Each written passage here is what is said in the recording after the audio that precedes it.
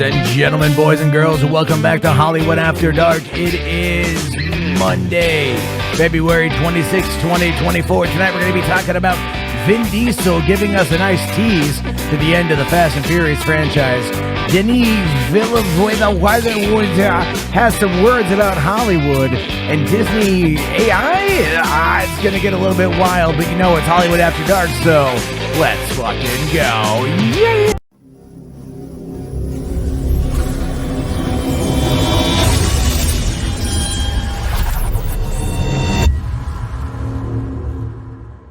Hey, what's going on, everybody? How you guys doing? Welcome to the party. Welcome to the show, Hollywood After Dark, Monday, the 26th. God, what a weekend it has been. I can't even tell you what was number one at the box office because I don't know. As weird as it is to say, I've kind of just stopped caring. You know, I think it was that Marley movie, right? The One Love. Good for it. You know, biopics are always doing pretty good. Bob Marley biopic is one that I think a lot of people want to see. I watched the trailer for it a couple times. It never really vibed with me because the whole time I'm watching this, you know, this trailer demonstrating the struggle of one of the most influential musicians of all time. The only thing I can think of is how they're going to handle his death. That's the only thing I can think of. And that might be wrong of me to say. That might be bad of me to say. I don't know. I don't really care. But true. It's what I think of. It's when I'm thinking of this movie, this story, the death of Bob Marley. Didn't he just he got an infection in his toe and he refused medical treatment because of his religion and he died.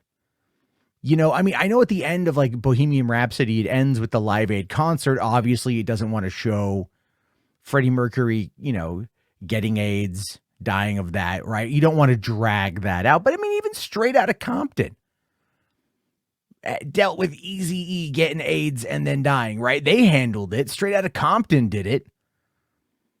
But Bohemian Rhapsody, I guess, is, you know, a little bit too highfalutin, a little bit too... But I mean, well, Bohemian Rhapsody did go on to make damn near $1 billion, I think. Rami Malek won best actor. Bryan Singer clearly, you know, knocked it out of the park until Dexter Fletcher came in to kind of wrap it all up. But still, you know, I don't know. I mean, we'll have to wait and see. I just, again, I'm wondering, even the Michael Jackson biopic that's coming out, they're shooting it right now. Are they going to have him die from a drug overdose? Are we going to go through that whole thing of Farrah Fawcett dies, then 2 hours later, Michael Jackson dies? I mean, these are things that the history buff in me wants to know the answers to when I'm going to be watching or enjoying one of these type of properties. You know what I'm saying? And obviously there's only so much they can do. Obviously there's only so much they're willing to do, that they're able to do, because otherwise, you know, it is what it is, right? They don't want to you know, make the audience upset. You want to make it a good feel good story, right? A rags to riches, a solid biopic. You got to end it on a high note. Right. You can't have them you know, you can't end a Kurt Cobain biopic with him going in his bathroom or bedroom and grabbing a shotgun. It's just going to bum people out, man. I get that. I totally understand that.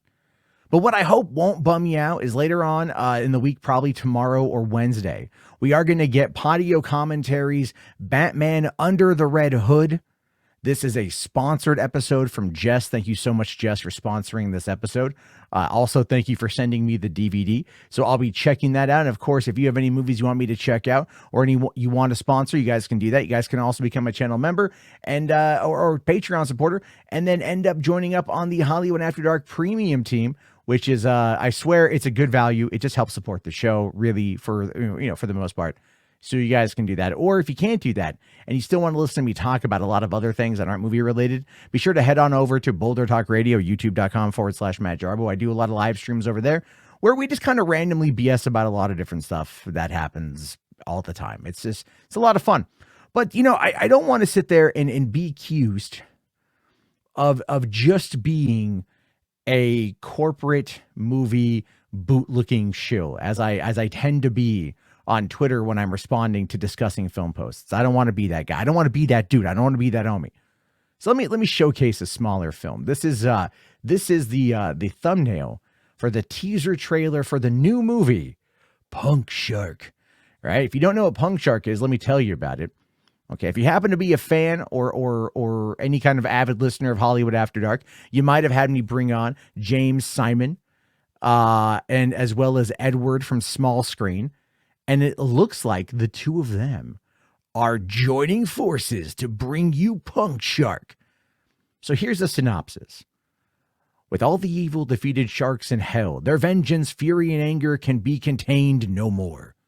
The scientists and engineers of hell create Punk Shark, the embodiment of all their vengeance. Made from the scraps of hell, Punk Shark is unleashed on humanity. With the secret conch missing for some time, John Agent, played by John Migalori, can't locate the latest incarnations of Shark Slayers. Who will save humanity? Starring Maddox Valesco, co-starring John Miligore and Clint Baker. And not me. I feel kind of bad I'm being left out on this one. I feel a little bit bad that James did not ask me to do at least a voice cameo. My smooth, silky radio DJ voice. But you know what I'm going to do? I'm still going to show the teaser.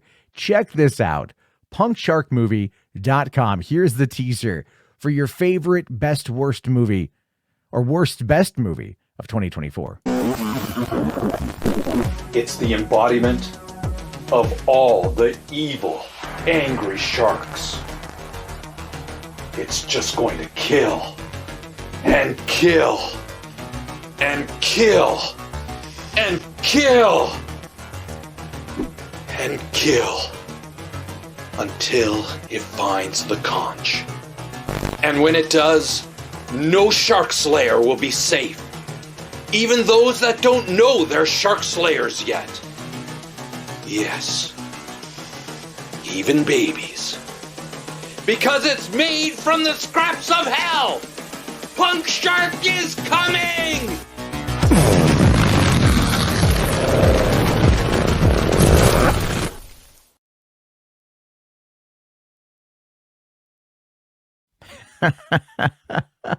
It's got my interest. It's got my attention. James is a friend, and I really wish him the best of luck on this.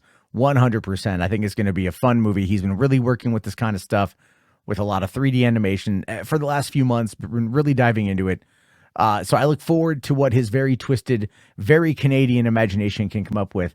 And as always, James, I'm just putting it out there. If you need me to provide any kind of anything, let me know. I'm always down to help, especially help my friends. So thank you very much for that one there, James. All right, so moving on to the first story of the day. This one caught me by surprise this morning, but apparently Mary Poppins has had its age rating increased in the United Kingdom over the film's use of discriminatory language. That one caught me by surprise. Since when the hell has Mary Poppins ever had discriminatory language? This is like a 1960s Disney film, for Christ's sake. What kind of bad words are they going to have in this? Well, it turns out it did have a slur. We didn't know about this, okay? Anyway, look, the 1964 classic film just got its age rating increased from U to PG by the British Board of Film Classification. That's right, folks. The British Board of Film Classification have decided to come on out with their massive censorship of this movie ahead of its 60th anniversary re-release in the UK. Think about it. Weird to think that Mary Poppins is 60 years old. Like, that blows my mind. But here's why it's happening. Here's why it's changing. So, according to the British Board of Film Classification, the film features discriminatory language specifically around the use of the word, and I'm just going to say it, so please cover your ears. If you have children listening, take them out of the room, folks. This is a word that is going to not only shock you to your core, you are going to want to cancel me for saying it, even though I'm doing it for the sake of both comedic and journalistic purposes. You have been warned. Disclaimer in full effect, folks. But the reason why they've decided to move it from universal, I guess, rating to PG rating, one rung up the ladder, so to speak, is because of the use of the word Hottentot, which is now seen as an outdated and offensive term referring to the Khoi Khoi people of South Africa. The word is actually used twice in the movie. Like they actually had to clarify this in the articles. It was used by a character named Admiral Boom to refer to them chimney sweeps. Right. Them chimney sweeps out there doing their Hottentotten thing. Whatever. I don't even know. Okay. I never thought about that. All right. It was a word. The BBFC felt the lack of condemnation of this language was problematic. So yeah, the fact that no one looked at Admiral Boom in the 1964 Disney classic when he dropped the slur, the H slur as we call it, and they're like, "Sir, that is unacceptable." No, like, okay. Well, I'm not trying to downplay that. It's just, it's funny. It's funny to me because they did the same thing with Gone with the Wind over there on HBO Max, now just Max. All right, and they called it, like, they did that with Gone with the Wind, but they gave you like at least a 3-minute introductory piece as to why, like, they felt the way they felt about the representation in Gone with the Wind, which makes a lot of sense. It does, makes a lot of sense. But here, look, let me give you guys a bit of a breakdown. I want to give you guys a bit of history, okay? So not only are you gonna laugh at stuff here on Hollywood After Dark, you're gonna learn more about the world. You're gonna walk away a more enlightened individual, which is why you should become a member of the channel. Learn everything.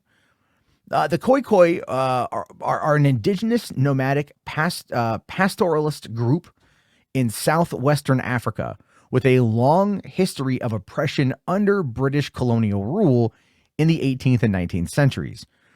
Now, I was curious about like how many of the population there are left in the world today. If they're a thriving tribe, or if just like they're just a big amount of people. Because I don't know. I don't know much about South Africa, to be honest with you. Turns out that the exact amount of Khoikhoi population left in the world is very hard to determine. But there's about 100,000 in Namibia alone. And so like that, that's like not a great deal of people when you look at the 8.5 billion we currently have population wise, but it's still, it's a good number, good numbers. And so, they decided to give in to that and to classify it, as a racially charged movie. Mary Poppins, full of them racists. It now carries, according to the BBFC, a stronger guideline for parents regarding discriminatory language that is outdated and offensive towards the Khoikhoi people.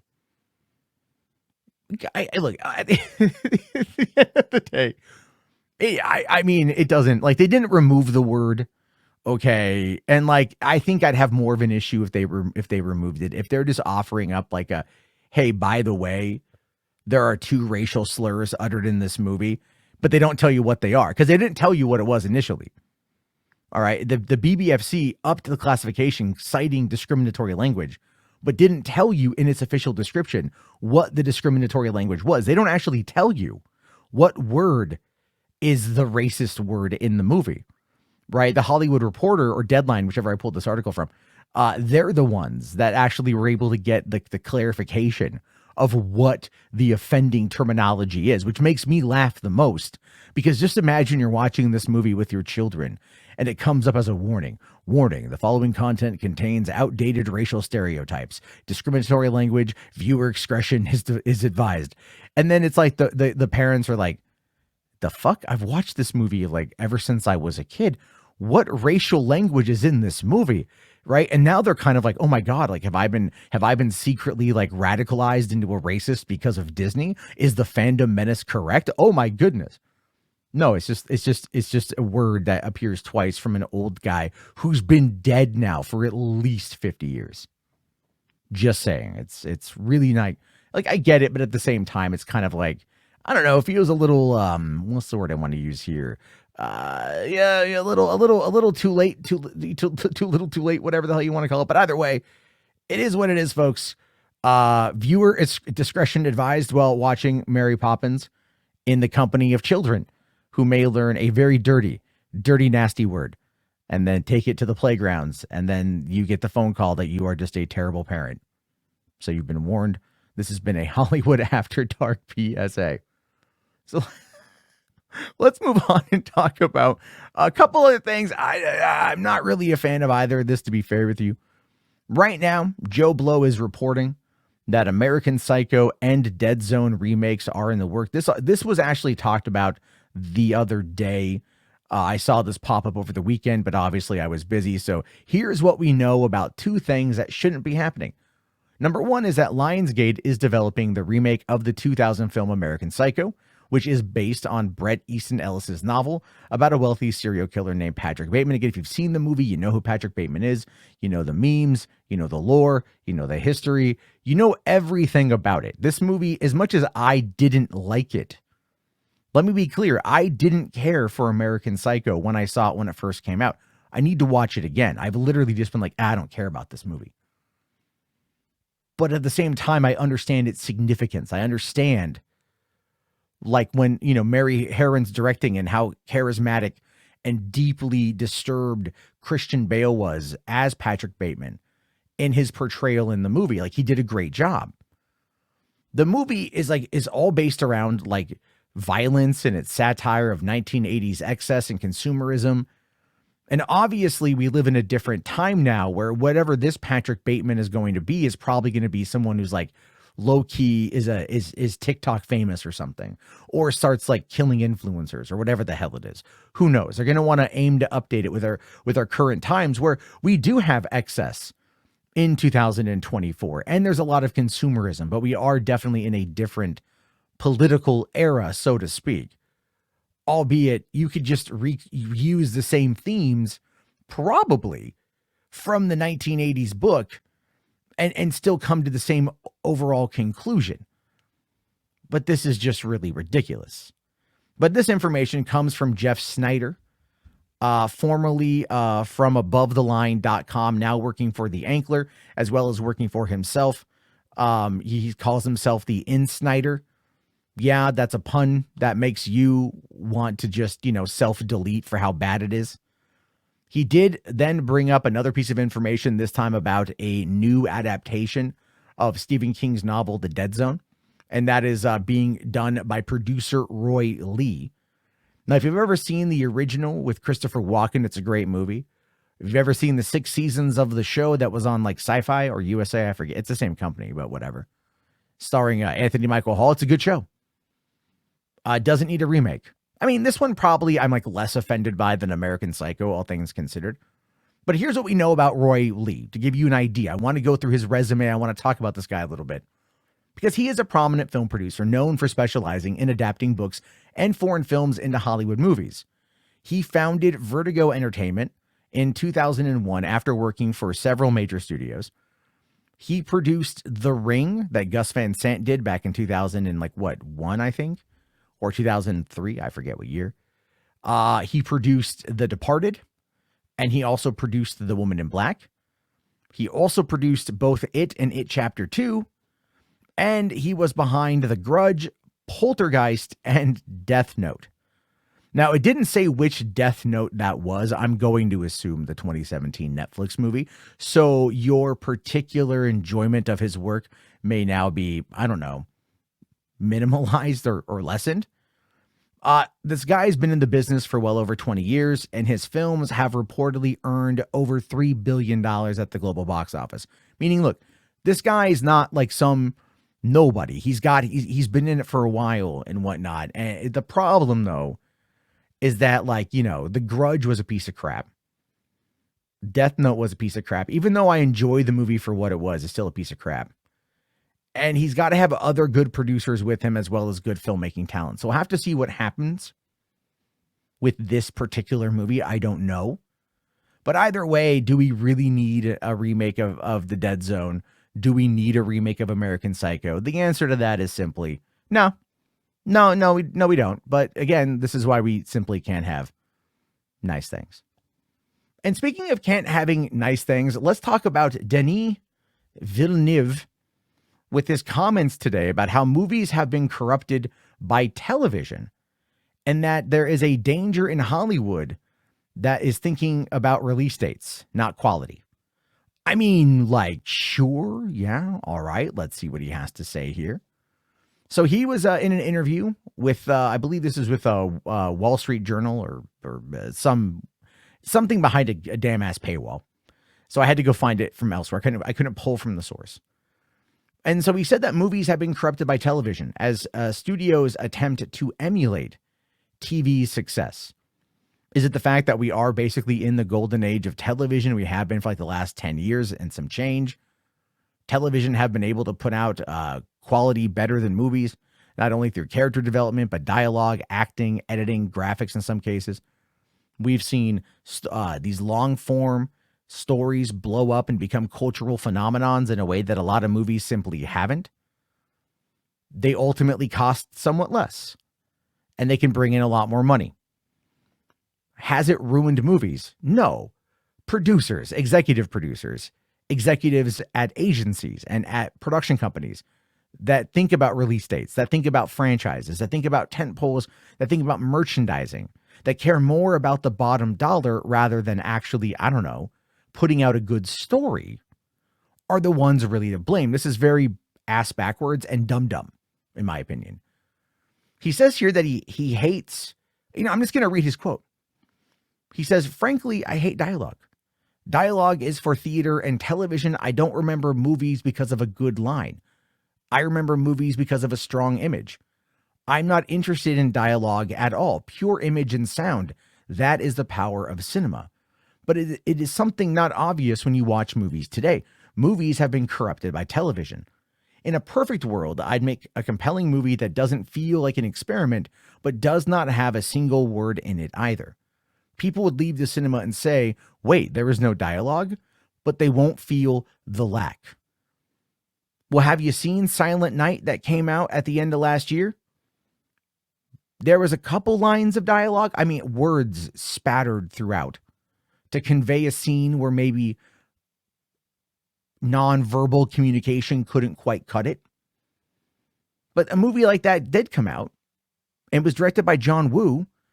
It's a solid action movie. It's actually a pretty decent film, but yet nobody saw it. So Denis here, I'm just going to say, kind of needs to kind of shut the hell up, right? Just shut the hell up, dude. Like this is your Martin Scorsese's comic book movies are just roller coasters conversation. I think it's kind of ridiculous. But Denis, he's maybe got a little bit of a chip on his shoulder, to be fair. He did start adapting the novel The Sun as a TV series, but abandoned it, saying that TV is not for him. So he did try to dabble in the small screen and hope that would help, but it didn't. Okay.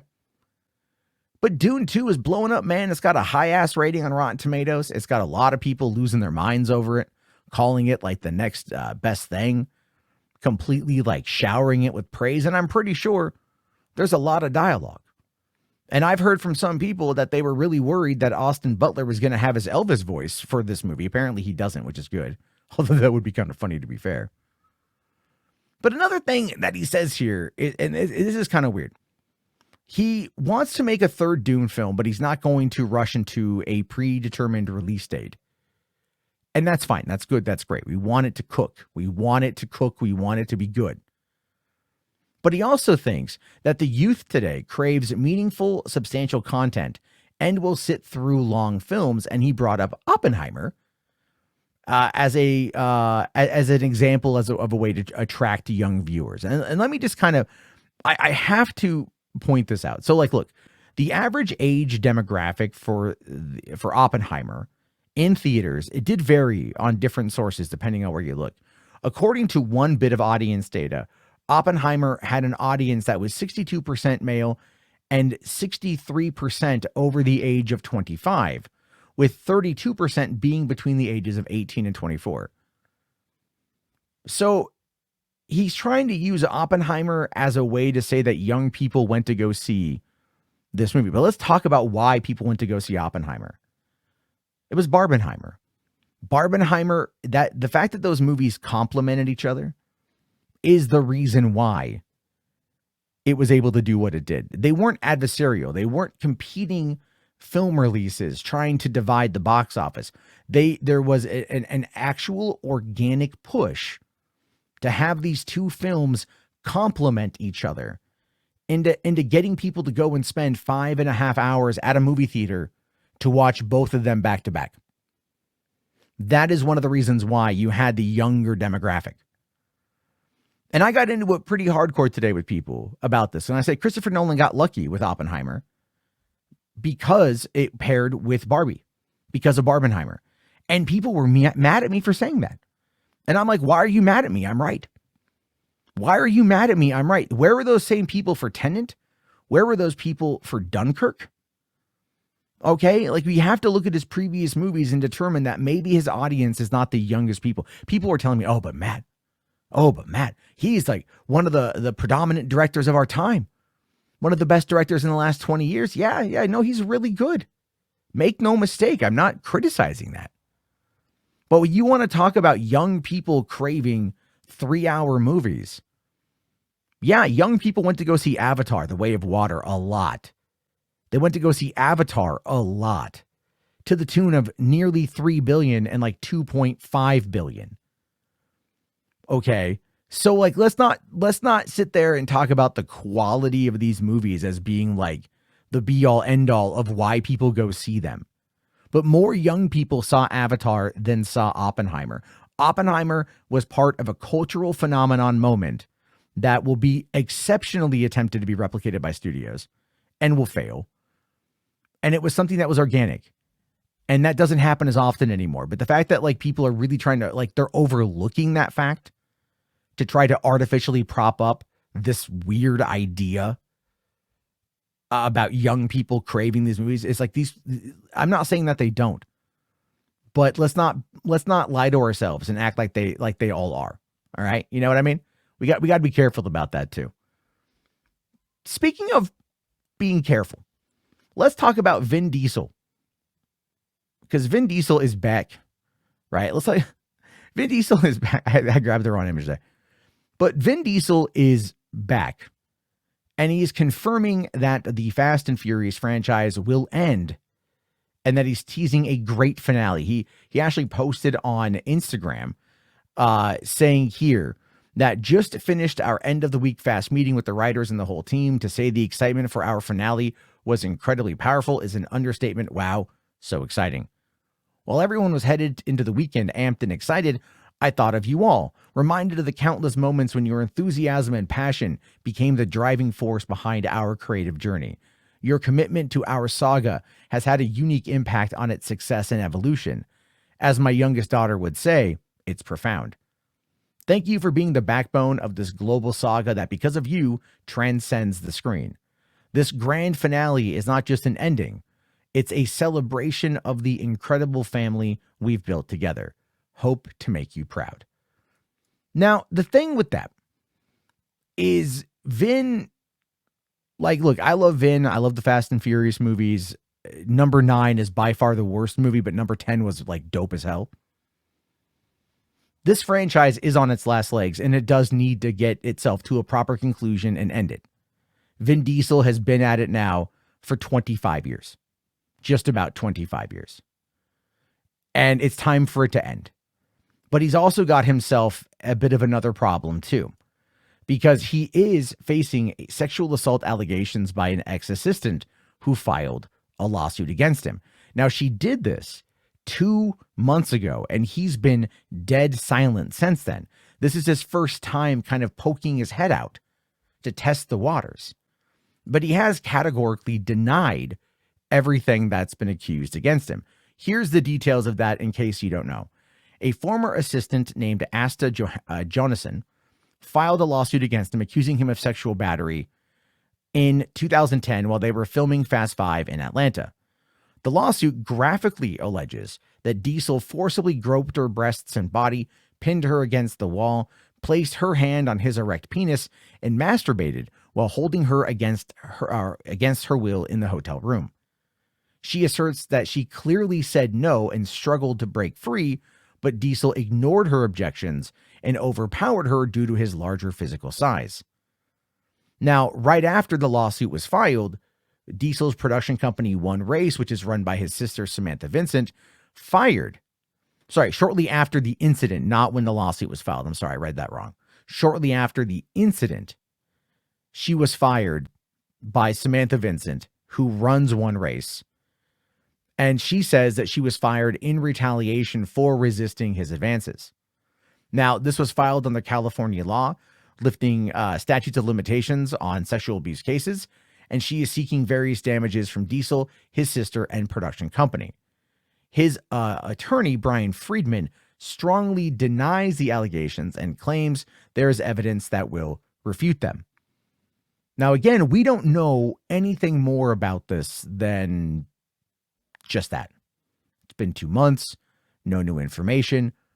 He's kind of poking his head out. Clearly, they're getting ready to come on in and do another Fast movie. Clearly, this is going to be the end, at least the end for Dominic Toretto. I don't necessarily see it happen, him being in any more of these movies after the fact. I don't know if the brand will live on past him. I can't see that it will. We'll have to wait and see what happens with the Hobbs movie. Again, without Shaw, I don't necessarily think you're going to be in for that great of a time. That's just me personally. But I don't know. I don't know what's going to happen with this. Vin Diesel is in a very precarious position. Danny Masterson was accused of 3 women of sexual assault. They brought him to trial. It resulted in a hung jury. They tried him again, found him guilty, 30 years in prison. I don't know if the LA Attorney General or District Attorney, or the California Attorney General is going to want to file any kind of lawsuit or any kind of criminal charges against Vin Diesel. We don't know where this is going to go. Jonathan Majors claimed his innocence, was found guilty on 1 count, lost his Marvel contract. It is what it is. It's crazy. Who knows? Puff Daddy was just accused again today in another sexual assault lawsuit. That's going to be a big thing coming out in the rest of the year, the next couple years. At this particular point in time, it is up to you to decide what you believe. I don't know because I don't have all the info, but I can only report on what's happening as it happens. And to jump into the final story again, reporting on things as it's happening, we are hearing now that a Disney activist investor wants the studio to embrace artificial intelligence to create characters and improve parks. Now, I saw a lot of people responding to this, saying, well, this is Disney wanting to dive into AI. Disney wants to create artificial intelligence to take over the parks, to create guest experiences, and that's going to ruin the magic. It's going to ruin the fun. To that, I'll say, for one, no, it's not them, it's somebody else, and we'll get to that here in a second. But let me also just point this out. You guys realize that every single thing in the park, every single ride, every single set, every land, every detail, even down to the air you breathe, the scents you smell, walking through Main Street, is carefully curated and crafted by a team of people whose entire job it is to make you think you are someplace else and to get you to spend money, to never once see any of the flaws of Disneyland while providing you all the joys and the memories. So you spend a lot of money. If they found a way to do that with artificial intelligence by bringing in different things that could potentially do that, you bet your ass they would, and they would have done it yesterday. So don't get all mad about it. For one, they're not doing it yet. If they had the ability, they would have done it. And everything in there is already designed by a committee to make you feel like you're a kid. So just keep that in mind while we talk about this. So there's an activist investor named Jason Ain't Abby, who runs Blackwell's Capital, and he wants a board seat on Disney. He's campaigning for a board seat at their upcoming annual shareholder meeting on April 3rd. He put out a video. It's like a 7-minute video that is his technology vision statement, arguing that Disney should embrace AI tools more aggressively when it comes to business, using AI to create characters and improve park experiences. His investor presentation included a technology reorganization for the Hollywood studio led by his nominee, Lee Sullivan, which would include ChatGPT's artificial intelligence tools used to create Disney characters and quote-unquote AI assistants to help plan and navigate park visits, including help with crowd control and patrons reserving rides, which actually could be something good.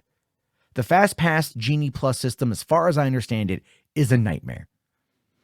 Artificial intelligence could make it run smoother, to be fair. It has a lot of benefits. Now, the statement calls for Disney to introduce a chief technology officer role overseeing a centralized technology strategy across all divisions like entertainment, ESPN, the parks, etc. And Blackwell's Capital believes Disney is undervalued as a technology company and needs major reimagining of its technology capabilities and strategy. And I don't necessarily disagree with him. We are at that point in time where ARG is going to be the next phase of Disney parks. I've been saying this now for the last couple of years. Look at Super Mario World. That's a lot of ARG. Universal is going to be implementing a lot of ARG. Other theme parks around the world implement a lot of ARG. Even to an extent, Avengers Campus over in California Adventures. That has got ARG built into it, right? Augmented reality. Augmented reality is where it's going.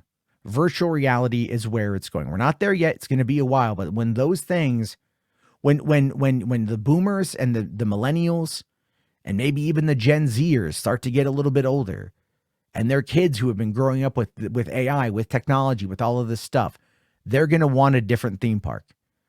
And I hate to say it, but Disney's going to go that route. They're going to absolutely have to go that route in order to stay relevant. Do I know what this means for the end of it all? No, I don't. I don't know what's going to happen. I have a feeling, I have a hope, I have a desire that it's going to be good. But in the meantime, what I'm waiting for now is all those people, all those Disney adults, you know, the people with no kids who go to Disneyland all the time, that are going to freak out because now their childhood is being threatened.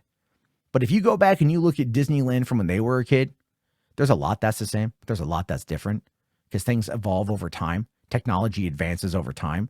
New properties, new IPs come in, others go. That's how it works. That's how theme parks stay relevant. For Disney, they are not in a position right now where they're going to end up being harmed by any of this, right? Because they are relevant. They're very relevant. They're very costly. Everyone knows that. But make no mistake, this is stuff that they're already actively working on, and they should be working on it because, quite frankly, it's the future. And that leaves me, that's the end of the show. That's what I got today, right? What do you guys think about all this? I'm curious to know your thoughts, your opinions. Let me know down in the comment section. If you guys want to support the channel, best way to do that would become a channel member or support a Podio commentary. Pick a movie you want me to watch. We can figure it all out, and we'll talk later. Have yourself a great day, everybody. Thank you again for watching. I'll see you guys tomorrow. Have a good one, and peace out.